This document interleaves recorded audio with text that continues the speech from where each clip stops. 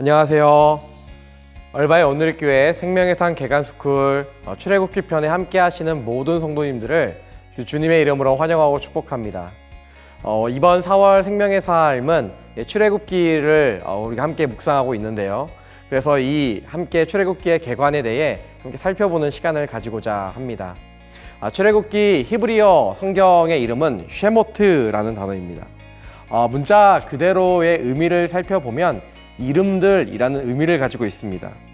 히브리어 성경은 성경의 가장 첫 글자를 따서 그 이름으로 하기 때문에 이름들이라는 의미를 가지고 있는데요. 그렇다면 어떻게 출애굽기라는 단어가 나오게 되었을까요? 그것은 바로 헬라어 성경의 비밀이 있습니다. 헬라어 성경에 엑소도스라는 단어, 이 탈출이라는 의미를 가진 이 단어 때문에 영어에서도 엑소도스라는 단어로 쓰이게 되고 한국에서는 탈출한, 즉 애굽을 탈출한 역사를 쓰인 성경이다 해서 출애굽기라는 의미로 사용되어지고 있습니다. 그런데 이 출애굽을 한 역사를 보면요, 모세라는 인물이 굉장히 부각되게 됩니다. 그의 탄생부터 시작하여 그가 어떻게 출애굽을 시켰는지에 대해 이야기하고 있지만 사실 세상의 역사와 다른 것은 이 출애굽기가 하나의 위인전과 다른 것은 하나님께서 모세를 통해 어떻게 출애굽시켰는가, 이스라엘 백성들을 어떻게 출애굽시켰는가를 나타내고 있기 때문입니다. 즉 하나님의 사랑과 하나님의 역사가 담긴 책이 오늘 우리가 함께 묵상하는 출애굽기라고 볼 수 있습니다. 그래서 탈출 역사는 한 입지적이고 한 유명한 한 사람의 역사가 아니라, 능력에 의한 것이 아니라 하나님의 은혜임을 기억해야 하는 책이 오늘 우리가 함께 묵상하는 출애굽기입니다. 이스라엘 백성이 애굽의 노예로 있으면서 어떻게 탈출했는지가 앞부분에 쓰여져 있기도 하지만 사실 19장에 가면 시내산 언약이라고 하는 하나님과 이스라엘 백성들 간에 서로 언약을 체결하는 언약식이 나오고, 그 이후에는 하나님께서 율법을 허락하시는 율법 수여 장면이 나올 뿐만이 아니라 그 이후에는 하나님의 임재가 가득한 성막을 건축하는 일들이 출애굽기 마지막 부분에 또한 나오게 됩니다. 이런 출애굽기를 나누는 방법은 여러 가지 방법이 있고 사람마다 조금씩 학자마다 다르긴 하지만 오늘은 크게 세 부분으로 나누어 보려고 합니다. 출애굽기의 구조 세 부분은 1장부터 18장까지는 출애굽 사건에 대해서 함께 살펴보기를 원하고, 19장부터 24장까지는 시내산 언약에 대해 함께 살펴보기를 원합니다. 또한 마지막 25장부터 40장까지는 하나님의 성막에 대해 함께 살펴보는 시간을 가지고자 합니다. 출애굽기 1장에서 18장까지 출애굽 사건을 먼저 살펴보면 크게 세 부분으로 나눌 수 있습니다. 1장부터 4장까지는 하나님께서 모세를 택한 이 택하심의 사건에 대해 나오고, 5장부터 12장까지는 이 모세와 바로의 싸움에 대해 이야기하고 있습니다. 마지막 13장부터 18장까지는 출애굽을 한 이후 광야 생활에 들어가는 그 시간들을 이야기하고 있습니다. 모세를 택한 출애굽기 1장에서 4장까지의 말씀은요, 우리가 창세기 후반부에 보면 알고 있듯이 애굽이 형들이 팔아넘김으로 인해 애굽 땅으로 가게 되고 이 요셉이 애굽의 총리 대신이 되는 사건을 우리는 발견하게 됩니다.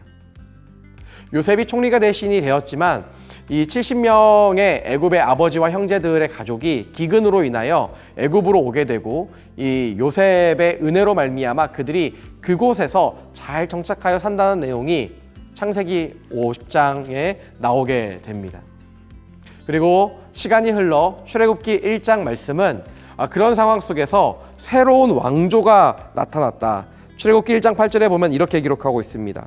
요셉을 알지 못하는 새로운 왕이 출현했다.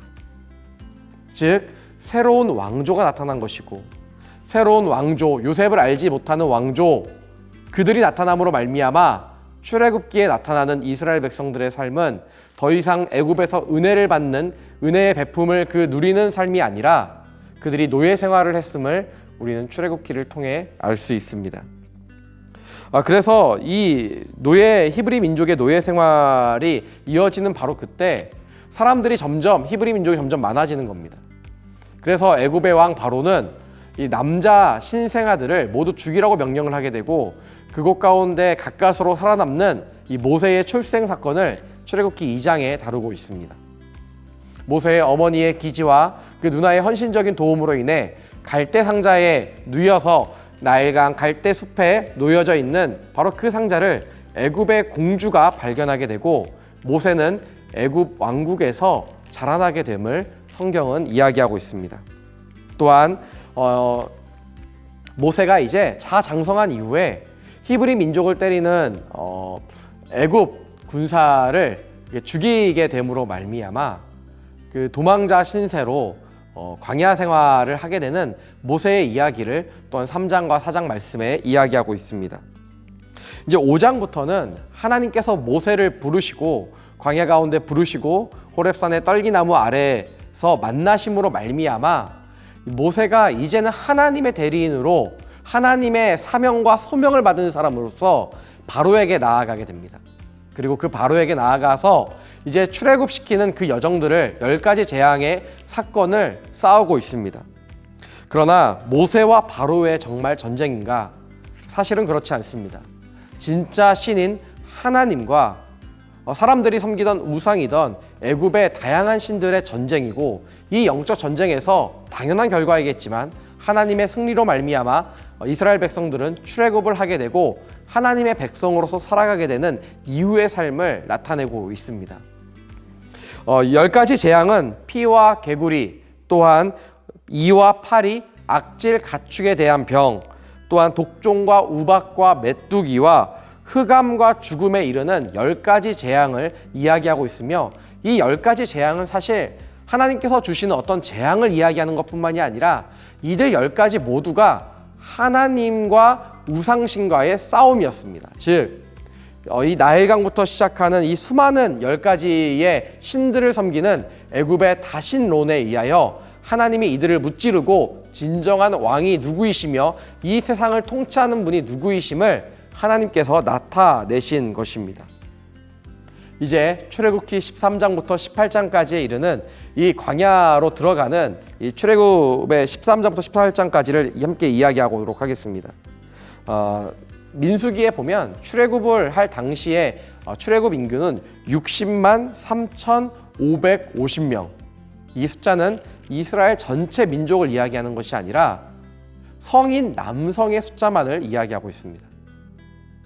학자들은 추론합니다. 이스라엘 민족이 그럼 전체 어린아이와 노인과 여성들과 이 모든 일들을 함께 추론해 보면 최소 200만 명 이상, 어떤 학자들은 250만 명 이상이라고 이야기하기도 합니다.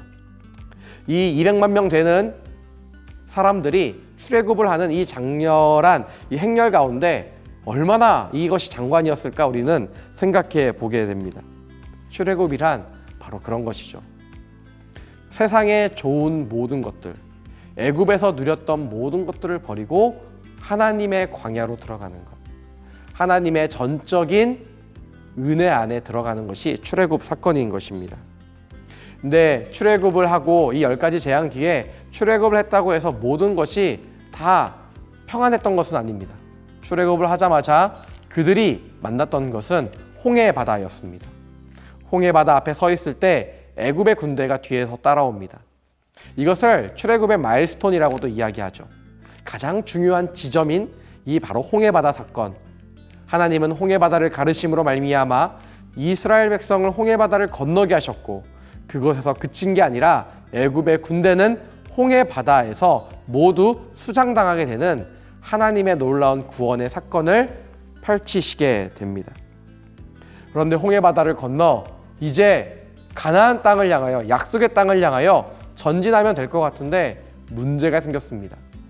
200만 명이나 되는 사람들의 먹을 것과 마실 것, 그리고 광야를 떠돌던 다른 민족들의 전쟁에 맞닥뜨리게 된 것이죠.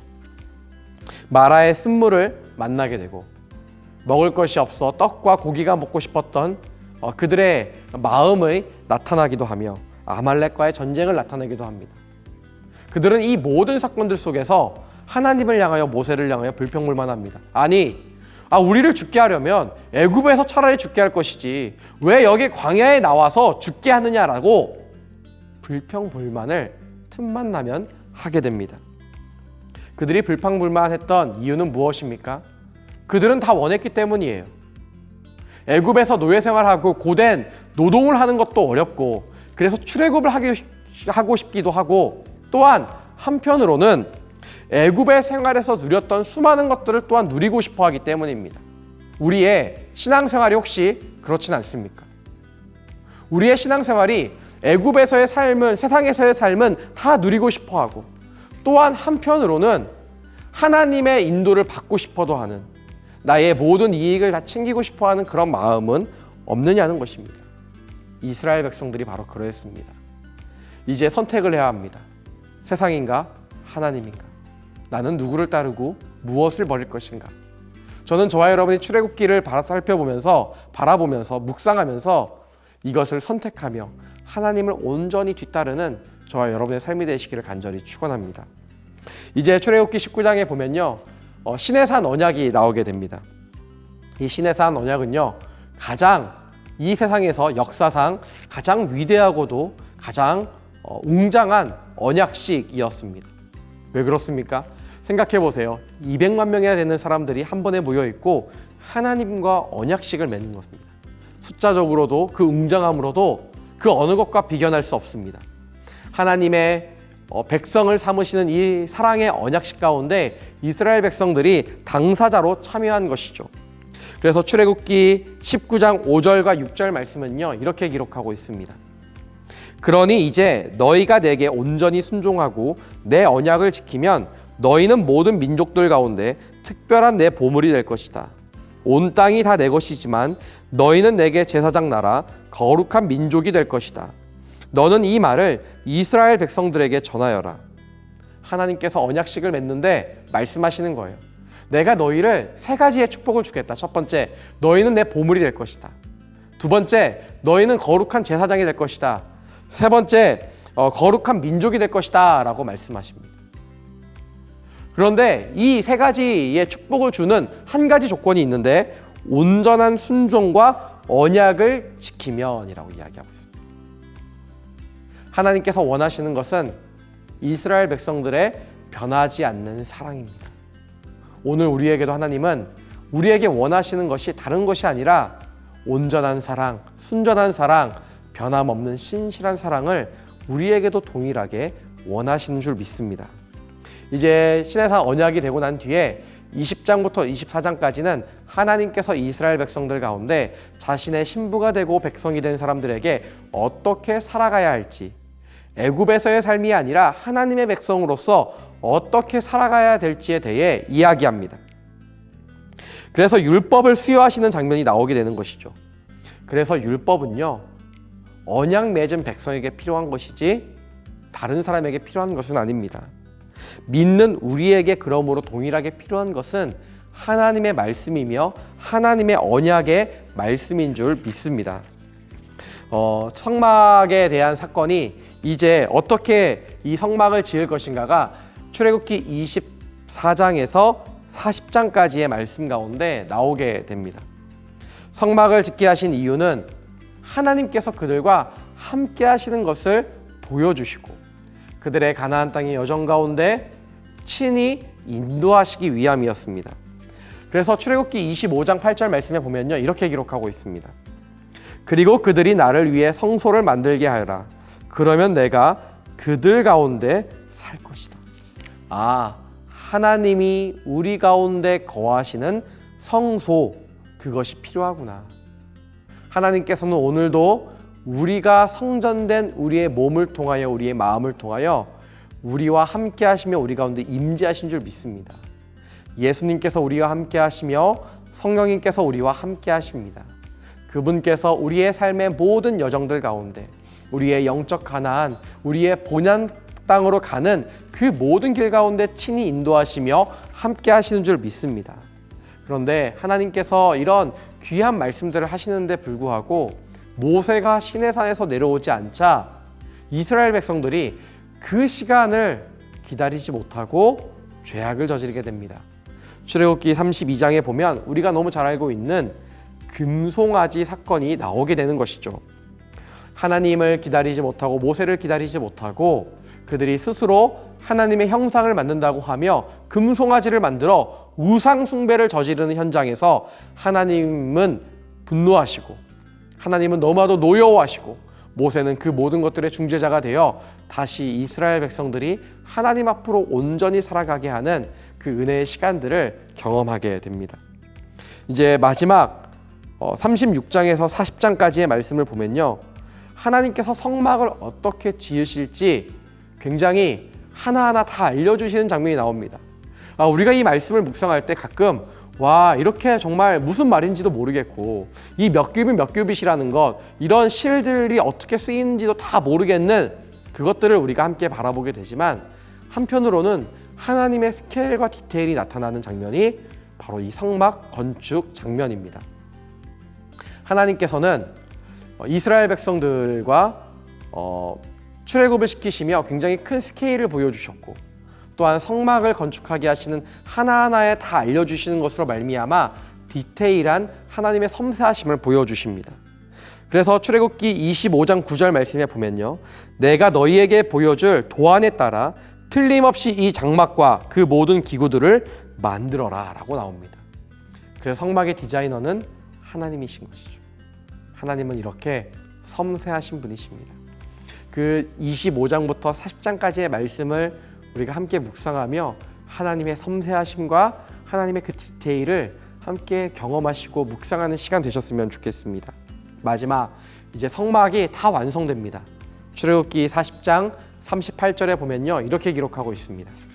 이렇게 이스라엘 모든 백성들은 그 여정 동안 여호와의 구름이 낮에는 성막을 덮고 밤에는 불이 구름의 속에 있는 것을 보았습니다 라고 기록하고 있습니다. 성막을 다 건설하자마자, 건축하자마자 하나님이 임하셨구나.